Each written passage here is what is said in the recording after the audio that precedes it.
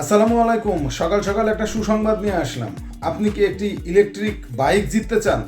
তাহলে আর বসে না থেকে চলে যান বিপিএল এর খেলা দেখতে মাঠে। মানে মাঠে বসে বিপিএল দেখলেই দর্শক জিতবে বাইক। কি একটা হাস্যকর অবস্থা। মানে কেন হাস্যকর অবস্থা বলতেছি সেটা পরে বলি, আগে আসলে ঘটনাটা কিন্তু সঠিক। যদি আপনি ইলেকট্রিক বাইক জিততে চান তাহলে বিপিএল যদি মাঠে বসে দেখেন তাহলেই কিন্তু পাবেন। প্রতিদিন একটা করে এই ই বাইক কিন্তু দিবে বিপিএল কমিটি। এর জন্য আপনাকে কিন্তু কঠিন কিছুই করতে হবে না, শুধু মাঠে বসে খেলা দেখতে হবে। এখন নিয়মটা আসলে একটু বলে দিই। নিয়মের যদি বলা থাকে তাহলে একটা ঝামেলা আছে, সেটা হলো দ্বিতীয় ম্যাচের আগে আপনাকে মাঠে ঢুকতে হবে, এই হলো একমাত্র শর্ত। এরপর খেলা শেষ হয়ে গেলে রাতে র্যাফেল ড্রর মাধ্যমে একজন সৌভাগ্যবান বিজয়ী নির্বাচিত হবে, সেই কিন্তু পাবে ইলেকট্রিক বাইক। এখন প্রশ্ন হচ্ছে, এই ইলেকট্রিক বাইক দিয়ে মাঠে দর্শক টানার যে বুদ্ধি, এই বুদ্ধিগুলো আসলে বিপিএল কমিটির কাদের মাথা থেকে আসে? এটা আসলে আমার মাথার উপর দিয়ে যায়।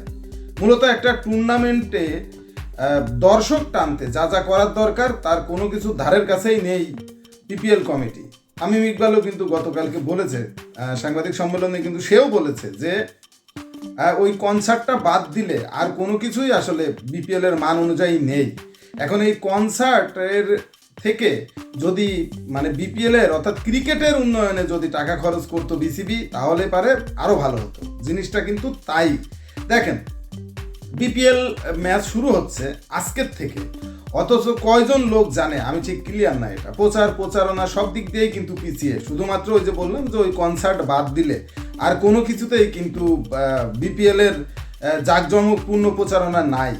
সময়ের পরিবর্তন, হঠাৎ করে 31শে ডিসেম্বরের ম্যাচগুলো দুইটা ম্যাচই 1.5 ঘন্টা করে আগিয়ে চলে আসলো। মানে খেয়াল খুশি মতো পাড়ার গলির ক্রিকেট যখন তখন টাইম পরিবর্তন করে ফেলছি, এমনটা একটা ব্যাপার। ক্যাপ্টেন কে কে, কোন দলের ক্যাপ্টেন কে কে সেটাও অনেকেই জানে না। জানবে কিভাবে? মানে ক্যাপ্টেনগুলো নির্বাচন করা হচ্ছে খেলার 1 ঘন্টা আগে, 2 ঘন্টা আগে, এমন একটা ব্যাপার।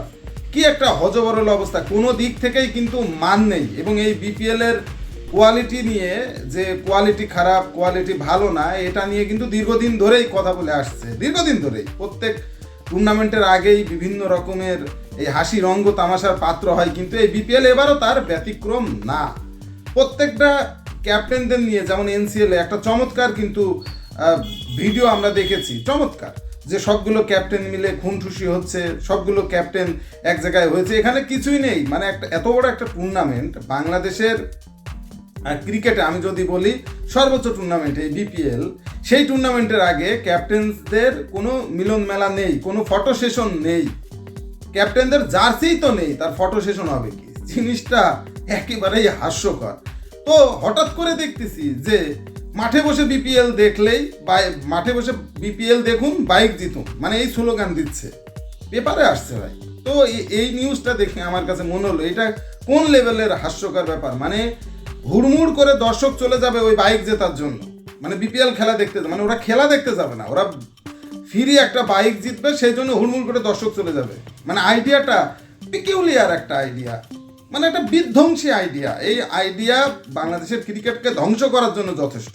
মানে আমার কাছে যেটা মনে হয়, খেলার মান বাড়াতে হবে ভাই, খেলার নিয়ম নীতি ঠিকঠাক করতে হবে, প্লেয়াররা সুযোগ সুবিধাগুলো ঠিকঠাক মতো পাচ্ছে কিনা সেইগুলো দেখতে হবে। তা না মাঝখান দিয়ে একটা বাইকের পেছনে খরচ করে দিলাম, একটা কনসার্টের পেছনে এত এত কাড়ি কাড়ি টাকা খরচ করে দিলাম। এর যৌক্তিকতা কি? ওই কনসার্ট দিয়ে কি হবে? ওই কনসার্ট দিয়ে কি বিপিএল এর টিআরপি বেড়ে গেল? এই জায়গাগুলো আসলে কিন্তু ভাই ঠিক করার দরকার। তবে ভিডিওটা শেষ করার আগে বলি, ঘটনা কিন্তু সঠিক। প্রত্যেক দিন একটা করে বাইক আছে, মাঠে চলে যান, বসেন, খেলা দেখেন, আর যাই করেন, ওই র্যাফেল ড্রর নিউজটা নিয়ে তারপর বাড়িতে যাবেন।